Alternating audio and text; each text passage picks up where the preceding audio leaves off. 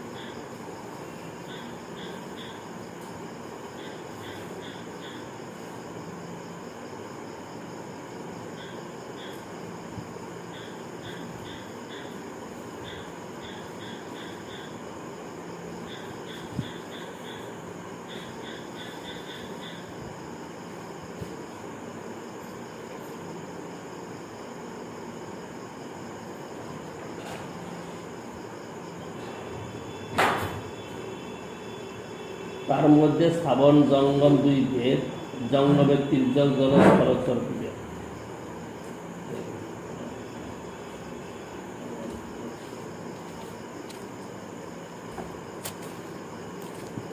এটাই গৌর আনন্দে।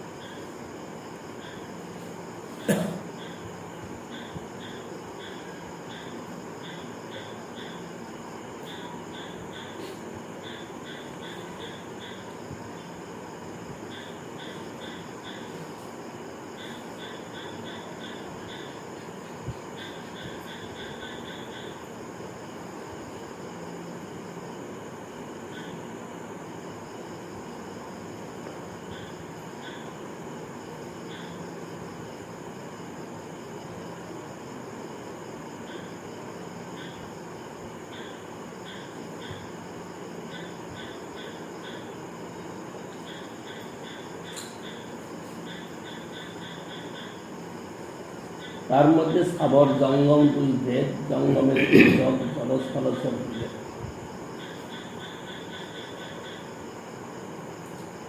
শ্রাবণ জঙ্গম বুঝ? শ্রাবণ কি? ওই পাহাড় পর্বত, জঙ্গম, বৃক্ষ, দুর্বলতা। বৃক্ষ, দুর্বলতা। তারা কি? জঙ্গম, ওই তো সেই তো। বাঘ, ভাল্লুক, তুমি কি বুঝাও? পশু পক্ষী, তুমি কি বুঝো স্থাবর আর জঙ্গম? জঙ্গম পশু ওই সব কিছু একটু করে সব জীবজন্তু, স্থাবর কাকে বলে, জঙ্গম কাকে বলে? পাহাড় পর্বত স্থাবর। আরে দাঁড়াও, তুমি তোমার অর্থ তো বুঝে নিয়েছি, ওর অর্থ বুঝি। স্থাবর কাকে বলে, জঙ্গম কাকে বলে?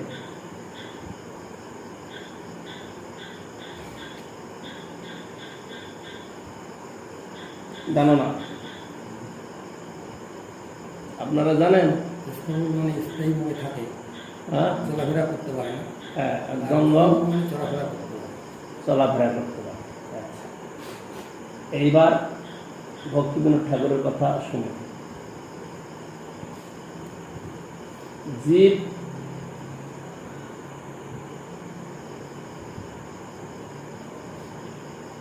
অনেক দূর পর্যন্ত তার মধ্যে স্থাবর জঙ্গম দুই ভেদ। জঙ্গমের তির্যক জলস্থলচর বিভেদ। জীব দুই প্রকার। এই দুই প্রকারের মধ্যে কি কি? বদ্ধজীব, মুক্তজীব। মুক্তজীব তারা নিত্য মুক্ত, আর বদ্ধজীব এই ব্রহ্মাণ্ডে তারা দুই প্রকার, একটা স্থাবর, একটা জঙ্গম। স্থাবর মানে স্থির, অচল, কিন্তু তারা জীব প্রাণী। বৃক্ষ, গুল্মলতা আদি, পাহাড় পর্বত আদিকে বলা হচ্ছে এরা স্থির, এরা হলো স্থাবর। আর জঙ্গম মানে যেসব চলতে পারে, প্রাণী, যেসব প্রাণ চলে। আর যেসব প্রাণ চলে না, বৃক্ষলতা আদি, তারা স্থাবর প্রাণী। আর জঙ্গম হলো যারা চলতে পারে, কীট পতঙ্গ আদি, মনুষ্য আদি সমস্ত যারা চলতে পারে।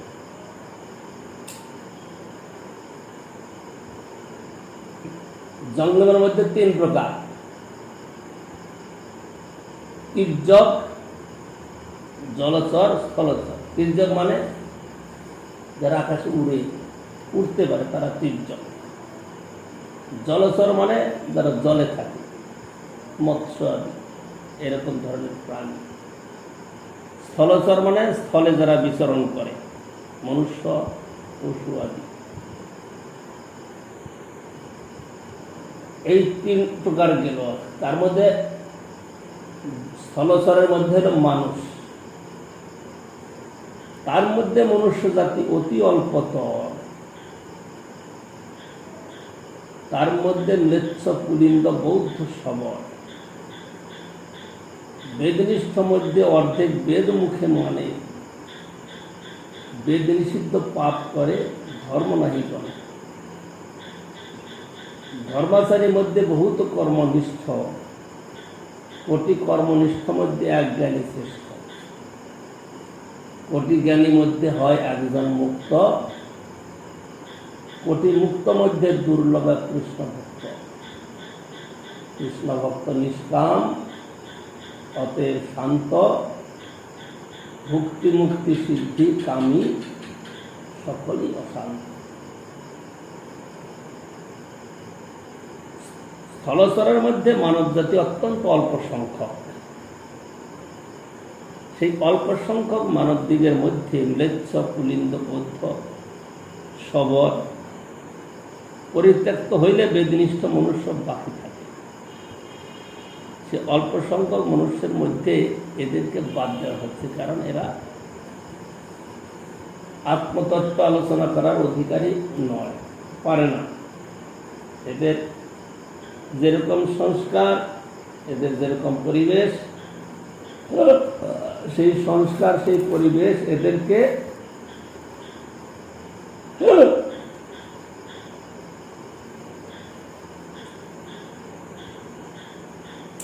আত্মতত্ত্ব আলোচনা করার সুযোগ দেয় না। যাদেরকে দেয়, যারা বেদবাদী, সেই বেদবাদীর মধ্যে আবার বেদবাদীর হলো আত্মতত্ত্ব চর্চা করার উপযোগী। কারণ বেদের মান্যতা থেকেই বাস্তবিক ধর্ম কথাটা প্রচার হয়েছে। বেদের মূল কথা হলো বর্ণাশ্রম ধর্ম। এই বর্ণাশ্রম ধর্মের থেকেই আত্মতত্ত্বের আলোচনা শুরু হয়। বর্ণাশ্রম ধর্ম না থাকলে আত্মতত্ত্বের আলোচনাও থাকে না, কারণ বর্ণাশ্রম ধর্মে ক্রমোন্নতি ব্যবস্থা রয়েছে, ক্রমে ক্রমে উন্নতি লাভ করে। সেই বর্ণাশ্রম ধর্ম যদি পালিত না হয় তাহলে সব ম্লেচ্ছ হয়ে গেল, সেখানে ধর্ম আচার আর থাকে না। বেদনিষ্ঠগণ দুই প্রকার, এক ধর্মাচারী, অধর্মাচারী। অধর্মাচারী তারা তো বেদনিষ্ঠ বলেও, সনাতন ধর্মী বলেও তারা ধর্মাচরণ করে না। কেউ বলে আমি নাস্তিক, কেউ বলে আমি আমার স্বাধীন, আমি ধর্ম কিছু মানি না, এরকম ভাবে চলে। তার মধ্যে যারা ধর্মাচারী, ধর্মাচারীদের মধ্যে কর্মী অনেক। কারণ যারা কর্মী তারা আত্মতত্ত্ব আলোচনা করে না, তারা কর্মফল ভোগ করার জন্য তারা এই সংসারেই বিচরণ করে। তারা ত্রিবর্গের আলোচনা করে। ত্রিবর্গ মানে ধর্ম অর্থ কামের কথাই তারা আলোচনা করে, এর বাইরে তারা যেতে পারে না। ধর্ম করবে, ধর্মের ফল অর্থ পাবে, অর্থ দ্বারা কামনা পূরণ করবে, কামনা পূরণ করতে গিয়ে আবার ধর্ম করে, ধর্ম করলো আবার অর্থ, আবার ফল ভোগ করতে গিয়ে আবার ধর্ম করলো। এই ধর্ম অর্থ কাম এই ত্রিবর্গের মধ্যে তারা আবদ্ধ থাকে, এমনকি এর দ্বারা তাদের অধোগতি হয়। কারণ ধর্ম করতে গেলে অধর্মও হবে, যতই সুষ্ঠু ধর্ম করুক না কেন তার মধ্যে অধর্ম যোগ থাকবে। আর যারা অধর্ম করে তার মধ্যে কদাচিৎ ধর্ম থাকে। সেই জন্য ধর্ম আর অধর্ম দুইটা বিচার করা কঠিন। কিন্তু ধর্মাচারী দ্বারা বলা যায় ধর্ম আচরণ করে, তার মধ্যে কর্মনিষ্ঠ কর্মী, যারা কর্মী তারা কেবল ফল ভোগ করে। ধর্ম অর্থ কাম এই ত্রিবর্গের মধ্যেই তারা বিচরণ করে, আর তারা যা কর্ম করে সেই কর্মের ফল ভোগ করে। এদের মধ্যে কেউ কেউ আবার চতুর্বর্গের দিকে যায়, মোক্ষের দিকে যায়, মুক্তির দিকে যায়, কিন্তু মুক্তির দিকে গেলেও তারা ততটা ফলপ্রসূ হয় না, ফল লাভ করতে পারে না। এদের মধ্যে আবার দেখা যায় কি, বিশেষ করে এই মায়াবাদী সন্ন্যাসী বা যোগী তপস্বী, এরা মুক্তি চায়। ঠিক আছে, মুক্তি চাইলো, ঠিক আছে, মুক্তি পেল, কিন্তু এরকম কোটি কোটি মুক্তের মধ্যে না জ্ঞাননিষ্ঠ। তো জ্ঞাননিষ্ঠ বলতে বোঝায় মুক্তি লাভের জন্য যত্ন করা, সেটা কৈবল্য জ্ঞান বা ব্রহ্মজ্ঞান এর আলোচনা করা।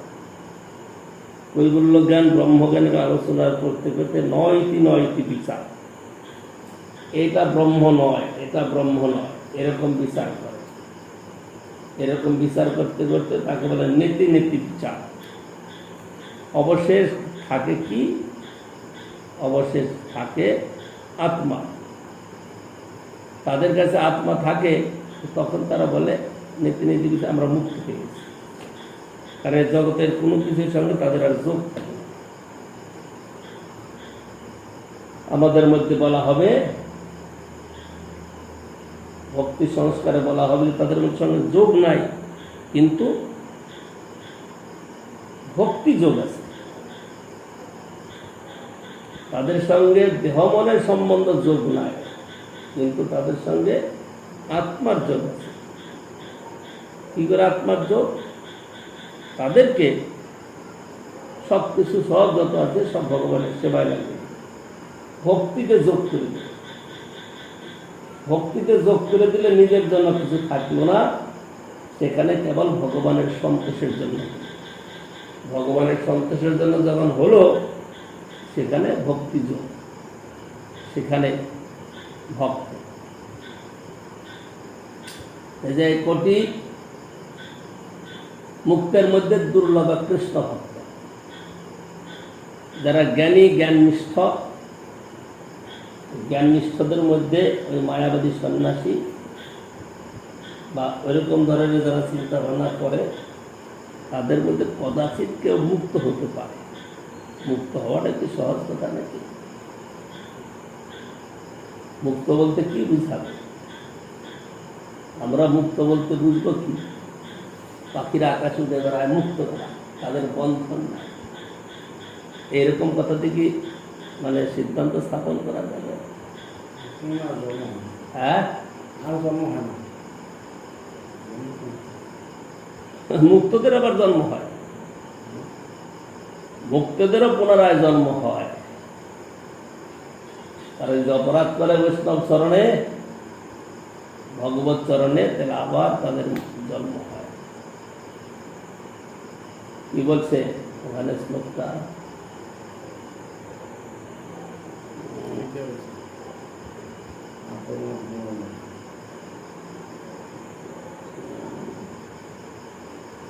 ভুলে যাচ্ছি।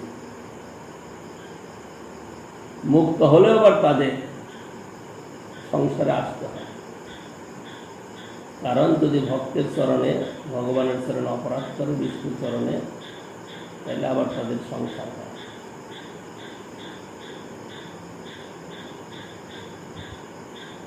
প্রথম শব্দটা মনে হইলেই হয়। এরকম কোটি কোটি জ্ঞানের মধ্যে একজন হয় মুক্ত। মুক্তের সিদ্ধান্ত হলো তারা জড় সম্বন্ধ মুক্ত। জড় সম্বন্ধ মানে আমরা জড় সম্বন্ধটাকে ভগবানের সাথে যোগ করি, কিন্তু জ্ঞানীরা, মায়াবাদীরা জড় সম্বন্ধটাকে তারা সম্পূর্ণভাবে ছেড়ে দেয়, ওই নেতি নেতি বিচার করে। এটা ব্রহ্ম নয়, এটা ব্রহ্ম নয়, ব্রহ্ম কোথায় গিয়ে পায়, এরকম বিচার করতে হলে এটা শূন্য অবস্থা। বাস্তবিক সেখানে ব্রহ্মজ্ঞানের অনুভব কি করে ভগবান জানেন, আর তারা জানে, তারা নিজেকে মুক্ত বলে ভাবতে পারে। এরকম কোটি কোটি মুক্তের মধ্যে একজন শ্রদ্ধালু কৃষ্ণ ভক্ত পাওয়া যায়। শ্রদ্ধাটার অর্থ, শ্রদ্ধার অর্থ কি? ভক্তি, প্রেম, কৃষ্ণের প্রতি, ভগবানের প্রতি। ভক্তি কথাটা সহজ, মাতৃভক্তি, পিতৃভক্তি, অনেক কিছু ভক্তি কথা হতো, দেশভক্তি। কিন্তু ভক্তি বলতে বোঝাবে গুরু বৈষ্ণব ভগবানের সেবা, সেটা হলো ভক্তি। ভক্তি বলতে আমরা মাতৃভক্তি, দেশভক্তি এরকম বোঝাতে পারি, অনেক কিছু, কিন্তু ভক্তির তাৎপর্য হলো সেবা, গুরু বৈষ্ণব ভগবানের সেবা। এখানে অন্য কোনো সেবা নয়। সেবা বলতে জগতের লোকেদের সেবা বোঝায় কি? দুস্থের সেবা, রোগীর সেবা, দরিদ্রের সেবা, খাওয়ালে পরালে তাদের সেবা হয়ে গেল। কিন্তু ভক্তরা সেটা বুঝে না। ভক্তরা বুঝে ভক্ত ভগবানের সেবা। ভক্ত ভগবান গরিবও নয়, তারা ধনীও নয়, তারা ভক্ত। তাদের মধ্যে দরিদ্র থাকলেও আছে, ধনী থাকলেও আছে, এসব কোনো কথা না। ভক্ত, ভক্ত সেবা করে। ভক্ত সেবা করতে গিয়ে দৃঢ় বিশ্বাস। বিশ্বাসটা কি? শ্রদ্ধা শব্দে বিশ্বাস কহে সুদৃঢ় নিশ্চয়। কৃষ্ণে ভক্তি কইলে সর্বকর্ম কৃত। কৃষ্ণ ভক্তির কি এক না? কৃষ্ণ ভক্তি তা না, গুরু বৈষ্ণব কৃষ্ণ। গুরুকে বাদ দিয়ে বৈষ্ণবকে বাদ দিয়ে কৃষ্ণ সেবা না। আর কেবল বৈষ্ণব সেবা, সেখানে গুরু সেবা নাই, কৃষ্ণ সেবা নাই, তাও না। এরা তিনজনই এক। যেখানে বৈষ্ণব সেবা হবে সেখানে গুরু সেবা হবে, সেখানে কৃষ্ণ সেবা হবে। ওই রান্নাবাড়ি করে কতগুলো একসঙ্গে মিলিয়ে খাইয়ে দিলে ওগুলো বৈষ্ণব সেবা হয়ে গেল, এটা নয়। কে বা বৈষ্ণব কার বা সেবা, এই কথাটা মুখস্থ করে দিয়েছে অকিঞ্চ। বলে কে বা বৈষ্ণব কার বা সেবা, বৈষ্ণব সেবা। তো সেখানে শতলোককে খাওয়ালো, বৈষ্ণব সেবা। কোথায় বৈষ্ণব পেল? ওই যে একসঙ্গে মিলিয়ে খাওয়াই দিল, তার বৈষ্ণব সেবা। বলছেন শ্রদ্ধা শব্দে বিশ্বাস করে শুদ্র নিশ্চয়, কৃষ্ণে ভক্তি কইলে সর্বকর্মকৃত হয়। কর্ম বলতে বর্ণাশ্রম ধর্মের যেসব বিধান আদি রয়েছে সেগুলা কর্ম। বর্ণাশ্রম ধর্মেতে ব্রহ্মচারী, গৃহস্থ, বানপ্রস্থ, সন্ন্যাস আদি যেসব বিধান রয়েছে সেই সব করলে পরে তার যে ফল পাওয়া যায়, বলছেন সেই সব কর্ম। সেই সব কর্ম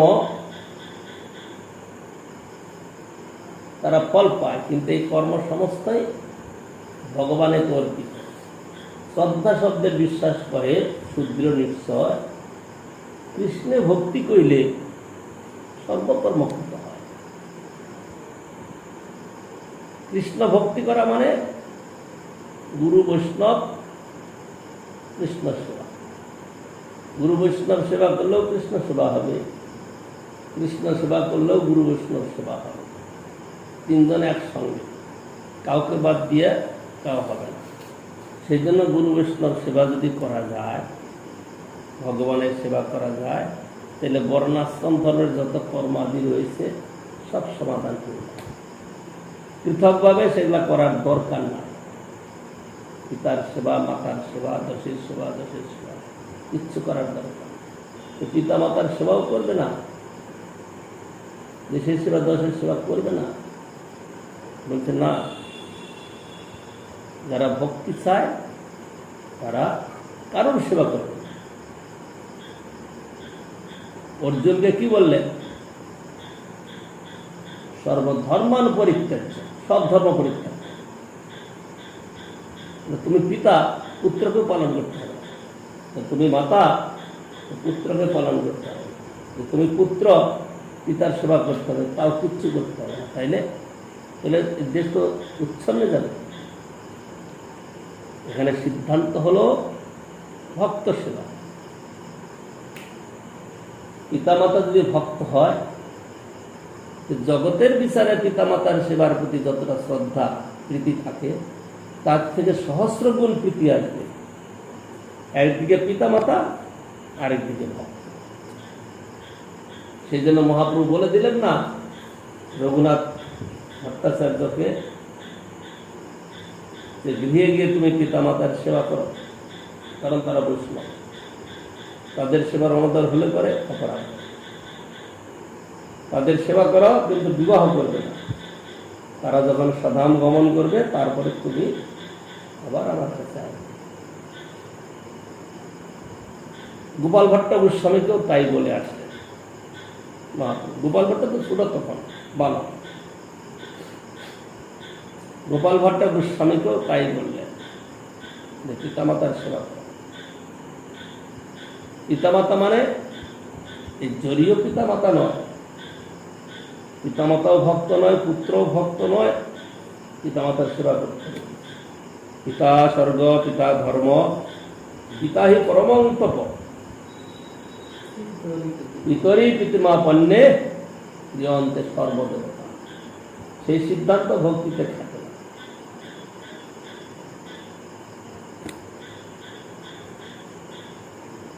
সেখানে সুখদেব গোস্বামী পাদ বললেন না, সুখদেব গোস্বামী পারে না। এটা হলো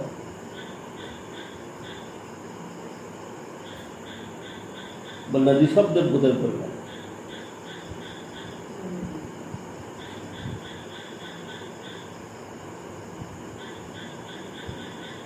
কি বললেন? পিতা নশস্যাৎ, গুরু নশস্যাৎ।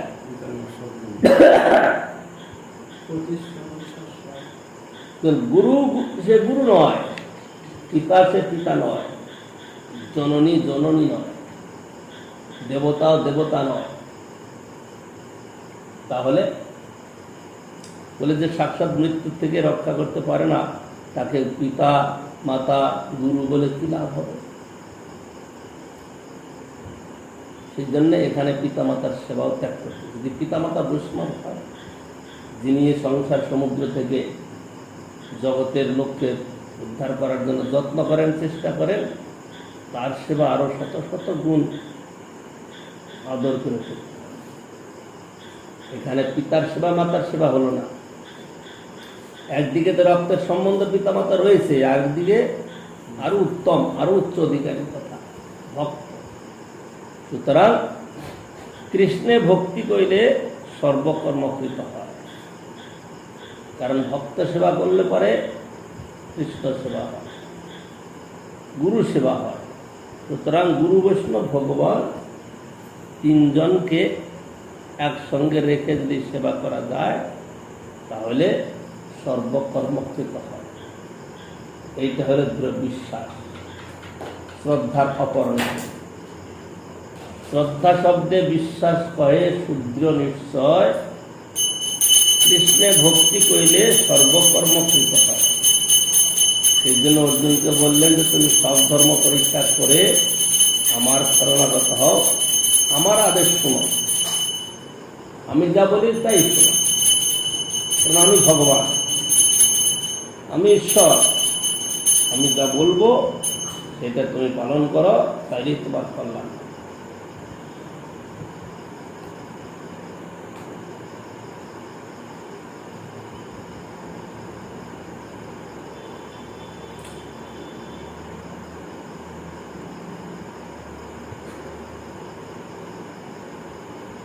ব্যক্তিনিষ্ঠগণ দুই প্রকার, ধর্মাচারী অধর্মাচারী। ধর্মাচারীর মধ্যে অনেকেই কর্মনিষ্ঠ, কেউ বা জ্ঞাননিষ্ঠ। কোটি জ্ঞাননিষ্ঠের মধ্যে বস্তুত একজন মুক্ত হয়। স্থলে যারা জড়বৃত্তি হইতে মুক্ত, তাহাদিগকে মুক্ত বলা যায়।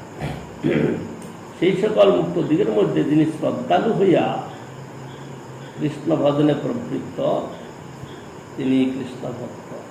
তাইলে এবার চিন্তা করো, কৃষ্ণ ভক্তের অধিকারটা কোথায়?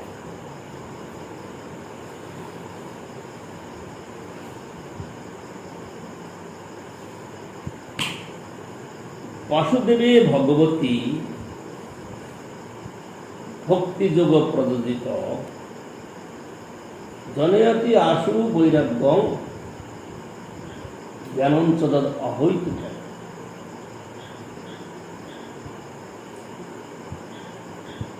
এই এখানে বলছেন সেই সকল মুক্ত দিকের মধ্যে যিনি শ্রদ্ধালু হইয়া কৃষ্ণ ভজনে প্রবৃত্ত, তিনি কৃষ্ণ ভক্ত।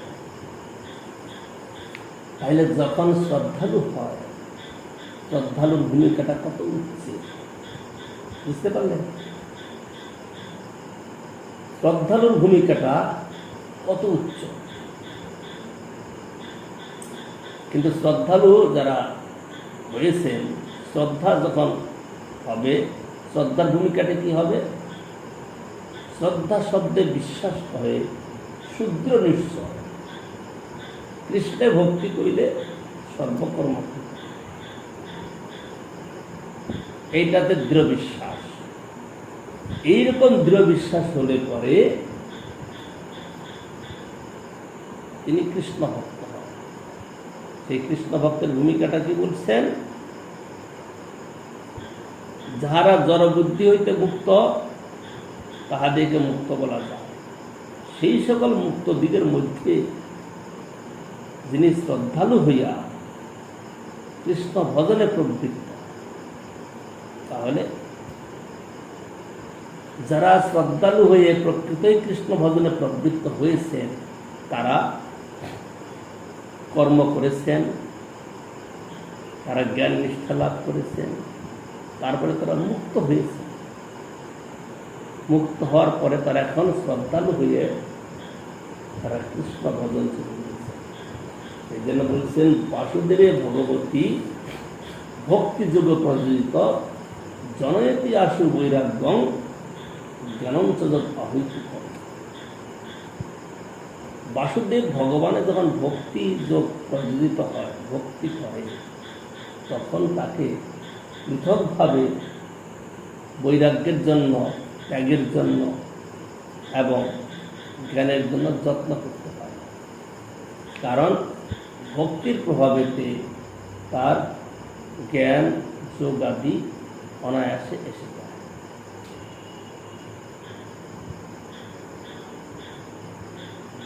দৃষ্টান্ত কেমন?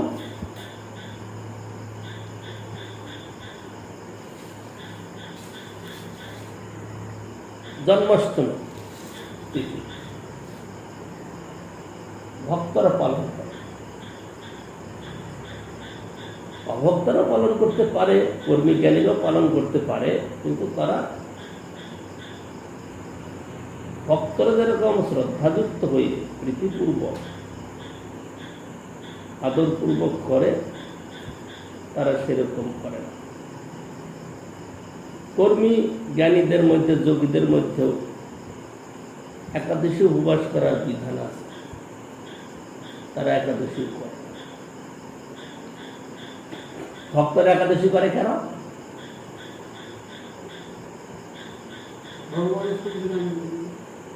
ভগবানের প্রীতি বিধানের জন্য।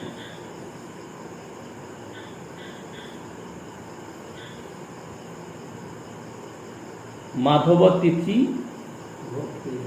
ভক্তি জননী। মাধব তিথি হলো একাদশী ব্রত আদি, একাদশী, জন্মাষ্টমী, রামনবমী, এসব ব্রত মাধব তিথি বলা হয় তাকে। এর দ্বারা ভক্তি লাভ করে। ভক্তরা করে কি? ভক্তির জননী হিসাবে। আর অন্যরা করে কি? বৈরাগ্য সাধনের জন্য উপবাস করা, তারা বৈরাগ্য সাধনের জন্য করে। কিন্তু ভক্তরা যখন ভক্তি শুরু করে তখন তার কাছে অনায়াসে এসে যাচ্ছে। একাদশীর দিন প্রীতিপূর্বক একাদশী করে, না এটা ভগবানের সন্তোষ হয়, সেই জন্য খাওয়া যায় না। আর তারা বলছে কি না, একাদশী করলে ইন্দ্রিয় দমন হয়, বৈরাগ্য সাধন হয়। ভক্ত বলছে না, ভগবানের সন্তোষ, সেই জন্য তাকে পৃথক করে আলাদা যত্ন করতে হয়। আর জ্ঞান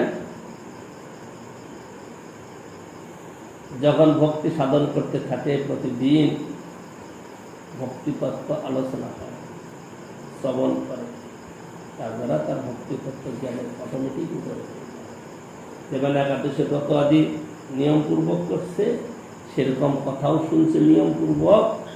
সেই জন্য বলছেন বৈরাগ্য জ্ঞানঞ্চ অহৈতুক। অহৈতুকভাবে তাদের কাছে এসে যায়, তাদের কাছে তারা নূতন করে শুনতে হয় না। হরিদাস ঠাকুরের সম্বন্ধে হরিদাস ঠাকুর বাল্যকালে লেখাপড়া শেখার সুযোগ পায়,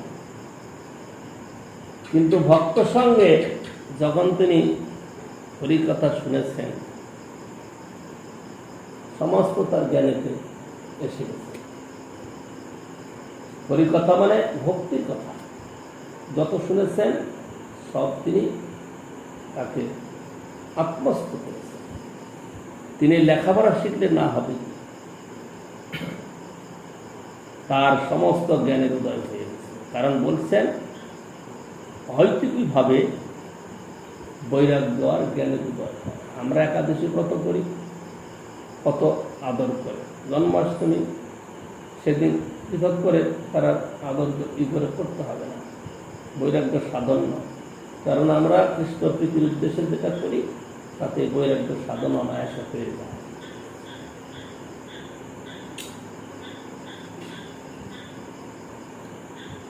স্থলে যারা জড়বুদ্ধি হইতে মুক্ত তাহাদেরকে মুক্ত বলা যায়। সেই সকল মুক্ত দিকের মধ্যে তিনি শ্রদ্ধালু হইয়া কৃষ্ণ ভজনে প্রবৃত্ত, তিনি কৃষ্ণ ভক্ত। কৃষ্ণ ভক্তের কামনা নাই।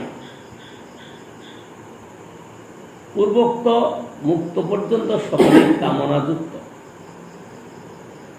মুক্ত যারা তারাও কামনাযুক্ত। কামনাটা কি?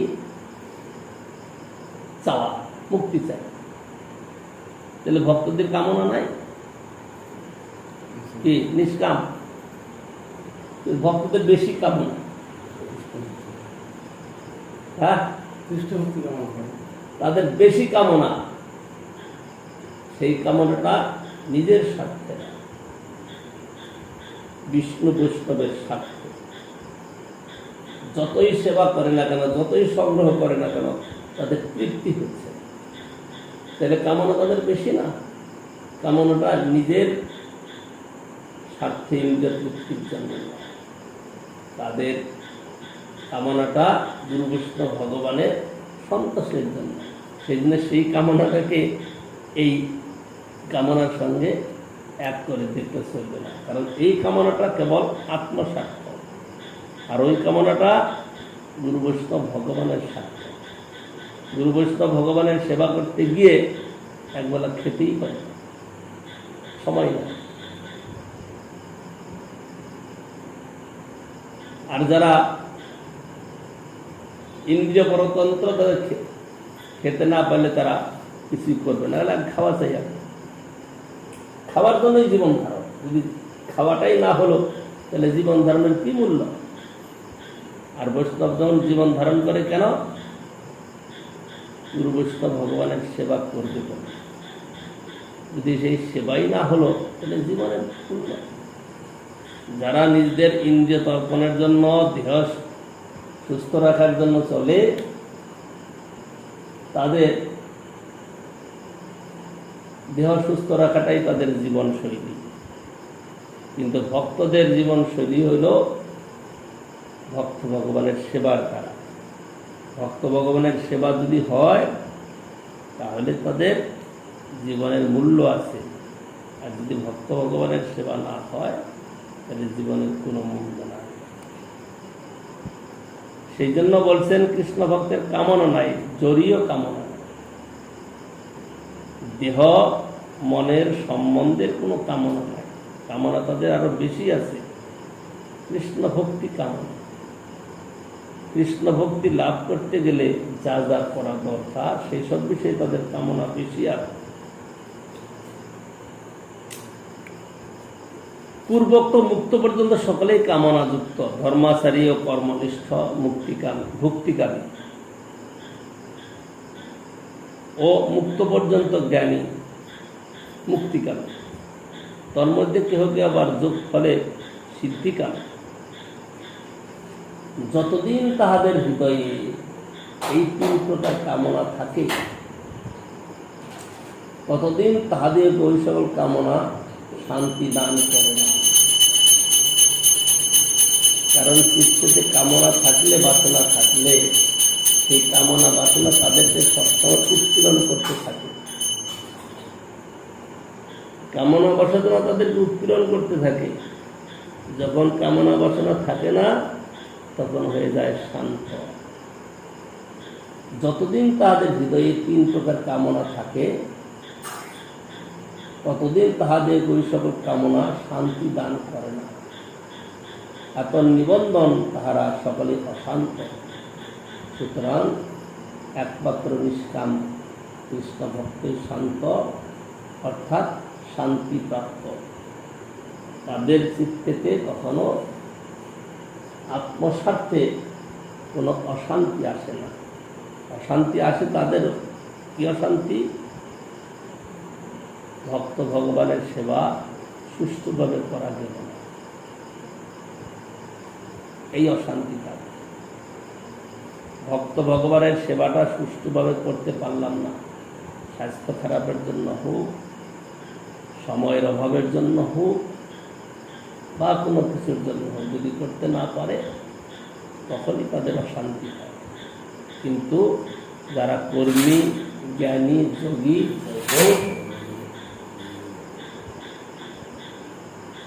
কর্ম জ্ঞানের যোগের ফল না পেলে তারা অশান্ত হয়। কিন্তু ভক্ত অশান্ত হয় কেন? তারা ভক্তি করতে পারল না, ভগবানের সেবা করতে পারল না বলে তারা অশান্ত। কিন্তু এটা অশান্ত নয়, এটাই প্রকৃত শান্ত। কারণ ভক্ত ভগবানের সেবাটাই শান্তর লক্ষণ। আর আর যত আছে তারা সব নিজ স্বার্থে, সেই জন্য তারা অশান্ত।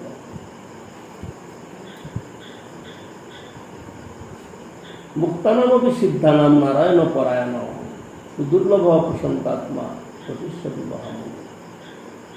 হে মহামুনে, কোটি কোটি মুক্ত সিদ্ধদিগের মধ্যে নারায়ণ পরায়ণ প্রশান্তাত্মা পুরুষ অত্যন্ত দুর্লভ।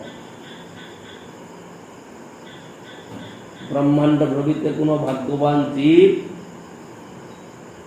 গুরু কৃষ্ণ প্রসাদে পায় ভক্তিলতা বীজ,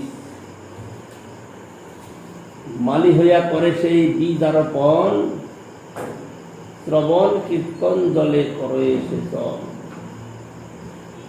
উপজীয় বারলতা ব্রহ্মাণ্ড ভেদি যায়, বিরজা ব্রহ্মলোক ভেদি পরব্রহ্ম পায়। তবে যায় তদুপরি গোলক বৃন্দাবন, কৃষ্ণচরণ কল্পবৃক্ষে করে আরোপণ। তাহা বিস্তারিত হইয়া ফলে প্রেম ফল, ইহা মানি শেষে নিত্য শ্রবণাদি জল।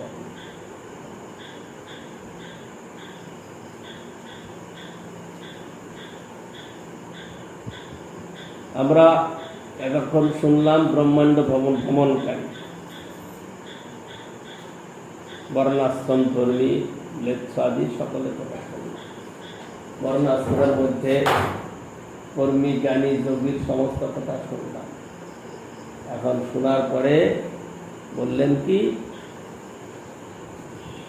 এরা তো ব্রহ্মাণ্ডে ভ্রমণ করছে, কর্মজ্ঞান যোগের আশ্রয়ে জন্ম মৃত্যু ত্রিবর্গের ভোগ করে করে সময় কাটাচ্ছে, জীবন কাটাচ্ছে।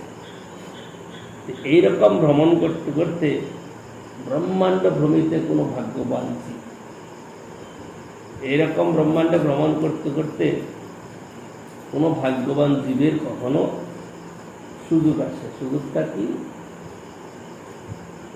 গুরু কৃষ্ণ প্রসাদ, গুরু প্রসাদ বা কৃষ্ণ প্রসাদ, গুরু কৃপা বা কৃষ্ণ কৃপায় তারা ভক্তিলতার বীজ পায়। ভক্তিলতার বীজটা কি?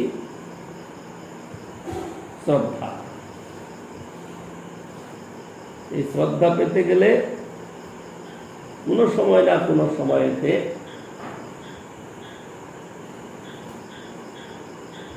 কৃপা চাই। গুরু বৈষ্ণবগণ তারা হরি কথা বলে জীবের শ্রদ্ধা উদয় করায়। কি বলে? হরিবাসর একাদশী পালন করে, একাদশী ব্রত পালন করলে ভক্তি লাভ, তুলসীর সেবা করবে, এতে ভক্তি লাভ হবে। তারপরে বৈষ্ণব সাধুদের সেবা করবে, এতে ভক্তি লাভ হবে। তারপরে কৃষ্ণ তত্ত্ব, ভক্তি তত্ত্ব, গুরু তত্ত্ব, বৈষ্ণব তত্ত্ব, সমস্ত তত্ত্ব কথা শোনা। এইসব শুনিয়ে শুনিয়ে চিত্তেতে শ্রদ্ধার উদয় করা। শ্রদ্ধায় উদয় করানোর পরে তারপরে কি পায়? বীজবন্ধ। এইসব শ্রদ্ধা উদয় হলে যে ভক্তি হয়ে যাবে তা কিন্তু নয়। কারণ ভগবান নিয়ম করে রেখেছে। কি নিয়ম? নিয়মটা কি? গুরুর কাছে যেতেই হবে।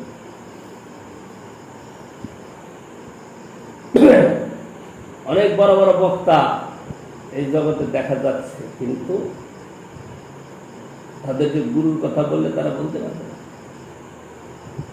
আমরা তো নিজের নিজে শিখে নিচ্ছি। কিন্তু কৃষ্ণ ভক্তি রাজ্যতে তার আদৌ গুরুপাদ আশ্রয়।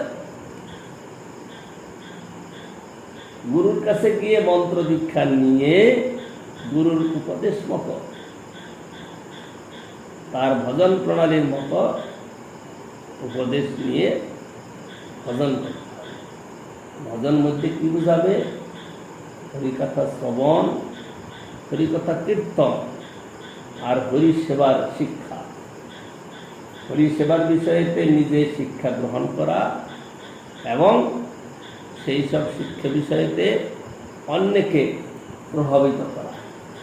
হরিকথা শোনা আর হরিকথা শুনে নিজের জীবনে পালন করা এবং অন্যকেও সেই হিসাবে প্রভাবিত করা, তারাও পালন করুক।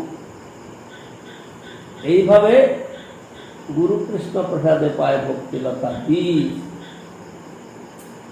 তারপরে ভক্তিলতা বীজ যিনি পেলেন, কে পেলেন? ভক্ত পেলেন।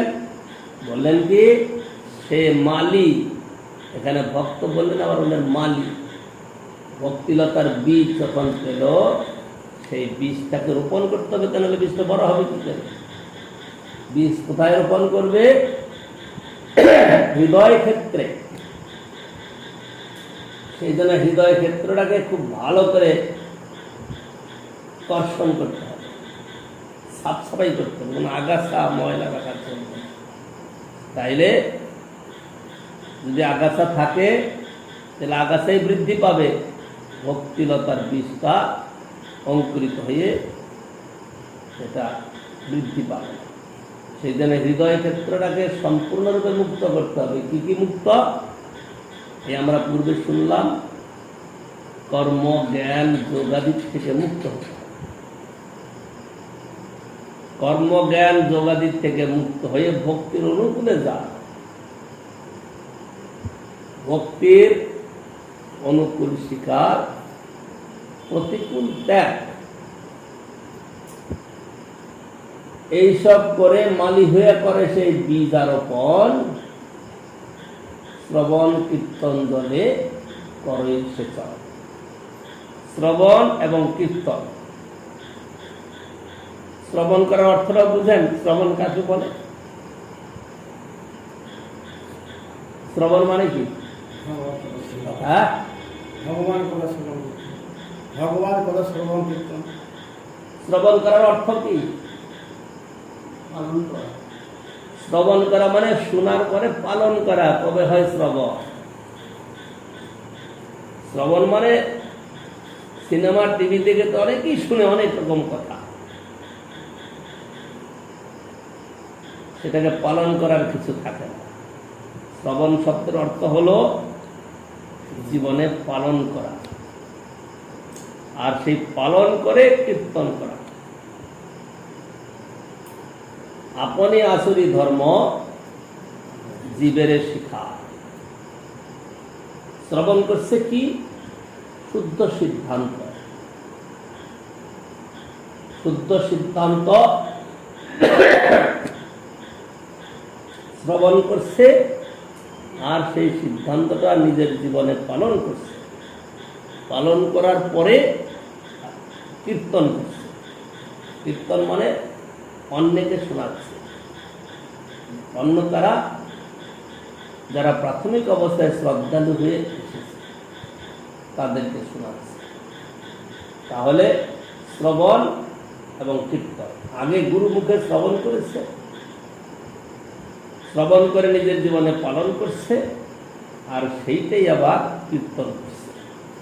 এটাকে বলছেন জল। শ্রবণ, কীর্তন, জল।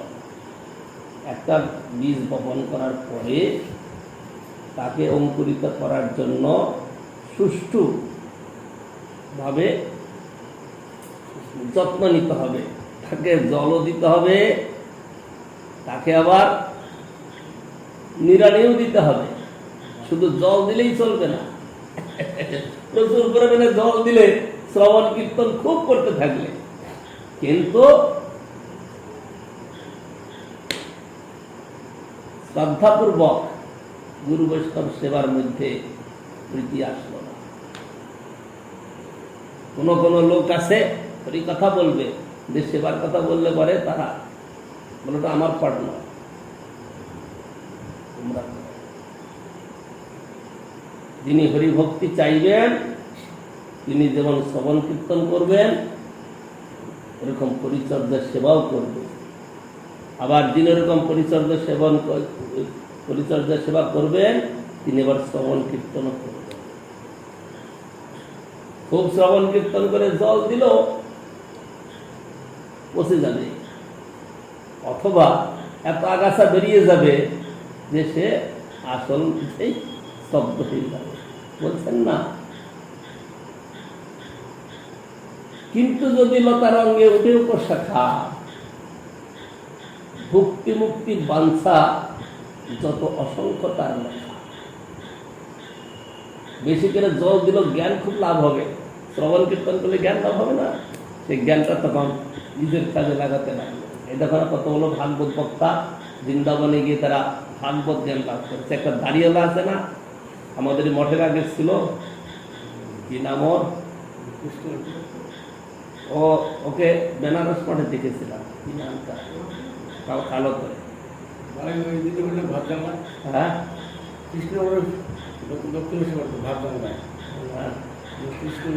চব্বিশ পরগনার লোক, কি নামটা বলে যাচ্ছে। ও বিরাট বক্তা, আসামে গিয়ে নাকি একদম খুব বক্তৃতা করে, খুব ভালো কথা বলে, লোকে আমাকে শুনিয়েছে, খুব ভালো কথা বলে। নামটা কি, শ্যামানন্দ,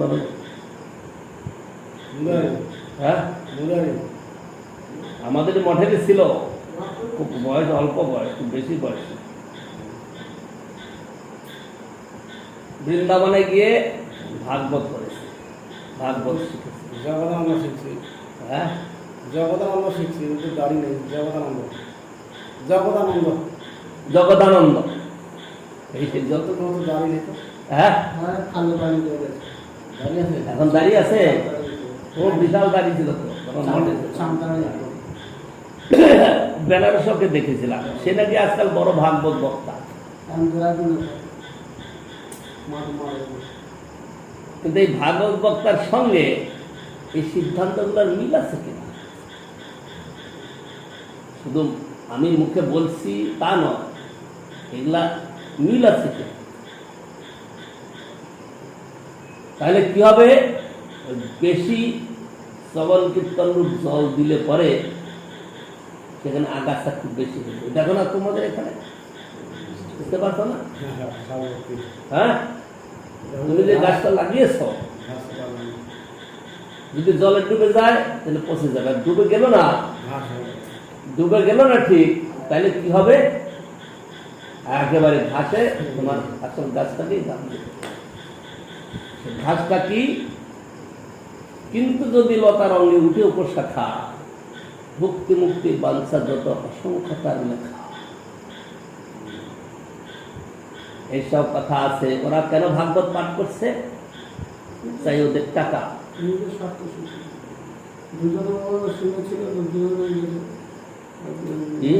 মেদিনীপুরে প্রদীপ আর গিরিধারী ওই জগদানন্দ বাবুর সঙ্গে ওরা থাকে, ছিল, দুজনে ছাড়া গিরিধারী বাবু এদিকে ও আবার একটা দল করেছে, গিরিধারীবার দল করেছে, ও আবার একটা দল করেছে, ওদিকে সাইড কেটে গেছে মেদিনীপুরে প্রদীপ, সে সাইড কেটে গেছে, সে বিয়ে করে সংসার। তো এরকম করলে পরে তাহলে পরে ওইটাই লাভ হবে। সেই জন্য মালিহিয়া করে সেই বীজারোপণ শ্রবণ কীর্তন জলে করে এসে শ্রবণ কীর্তন জল দিতে হবে, এবং সাথে আরো জিনিস রাখতে হবে। শ্রবণ কীর্তন জলটা তো এখানে বলল, কিন্তু অন্যান্য কথার মধ্যে যোগ আছে। তুমি এই তো গাছ লাগিয়েছ, প্রচুর জল দিচ্ছ, বৃষ্টি হচ্ছে জল দিচ্ছ, শ্রবণ কীর্তন করছ জল দিচ্ছ। শ্রবণ কীর্তন করলে কি হবে, জ্ঞান লাভ হবে না, অন্যকে বুঝিয়ে দিতে পারবে, ওরা তাই বুঝাচ্ছে। কিন্তু বাস্তবে নিজে কিছু বুঝবে না, অন্যকে বোঝানোর জন্য। তাতে কি হচ্ছে, কিন্তু যদি লতার অঙ্গে উঠে উপশাখা, ভুক্তি মুক্তি বাঞ্ছা যত অসংখ্য তার লেখা। তো এর দ্বারা কিছু লাভ হবার নাই, সেই জন্য সাধু সাবধান। ভাগ্যবান জীব গুরু কৃষ্ণ প্রসাদে ভক্তিলতার বীজ শ্রদ্ধা পায়, মন্ত্র পায়, কিন্তু মালিক হইয়া সেই বীজ থেকে রোপণ করতে হবে, শ্রবণ কীর্তন আদি জল দিয়ে সেচন করতে হবে। আর ওর সঙ্গে যা যা দরকার সেটা হয়তো ব্যাখ্যাতে বলবে না, কিন্তু সেটাকে জেনে নিতে হবে। শ্রবণ কীর্তন তো জল দিলে, শ্রবণ কীর্তনের সঙ্গে গুরু সেবা বৈষ্ণব সেবাও থাকবে। এখানে শুধু বলছেন শ্রবণ কীর্তন জল, তাহলে কি বৈষ্ণব সেবা করতে হবে না, গুরু সেবা করতে হবে না? শ্রবণ কীর্তন কি শুনছ, কি শ্রবণ হচ্ছে? সেবার কথাই তো শ্রবণ হচ্ছে। সেবার কথা শ্রবণ হচ্ছে। শ্রবণ মানে কি? করা, পালন করা, আর সেই কথাটাকে কীর্তন করা। নিজে করছো না, লোককে শোনাচ্ছ না আগাছা। সেই আগাছাগুলো অনেক বেড়ে গেছে, যাকে বলো উপশাখা। লাভ পূজা প্রতিষ্ঠাদি যত উপশাখা গণ, লাভ পূজা প্রতিষ্ঠা যত উপশাখা বেড়ে গেছে, সেই জন্য প্রথমেই ওকে দমন করে দিতে হবে। যদি লাভ পূজা প্রতিষ্ঠার চিত্তে থাকে, তাহলে পরে হরিভজনের কথা বাদ করে যাবে। হরিভজনটা এত সহজ নয়। বলে নাচগাঁও ভক্তের সঙ্গে করো সংকীর্তন, অচিরাত পাবে তুমি কৃষ্ণ প্রেম ধন। এই সোজা কথা, সোজা কথা। তাহলে আর কৃষ্ণ প্রেমকে তার অসুবিধাটা কি? কিন্তু না, এই কৃষ্ণ প্রেম পেতে গেলেও অবস্থা খারাপ। জগাই মাদাই কৃষ্ণ প্রেম পেয়ে গেলেন, কিন্তু পাওয়ার পরে কি করেছেন সেইটা দেখতে হবে। আমরাও কৃষ্ণ প্রেম পেয়ে গেছি, আমাদের করতলগত, তারপরে কি করতে হবে? কৃষ্ণ প্রেম পেয়ে গেছি মানে স্বাধীন হয়ে গেলাম, এখন যা করি তাই করবো। আমরাও কৃষ্ণ প্রেম পেয়েছি, গুরু কৃপা পেয়েছি, কৃষ্ণ কৃপা পেয়েছি, বৈষ্ণব কৃপা পেয়েছি, কিন্তু পাওয়ার পরে কি করতে হবে? পাওয়ার পরে যা করব সেইটা আমাদের প্রেমের প্রকাশ। আর পাওয়ার পরে যদি আমরা বিপরীত কিছু করি, তাইলে সেখানে সুষ্ঠু ফল উদয় করাবে না।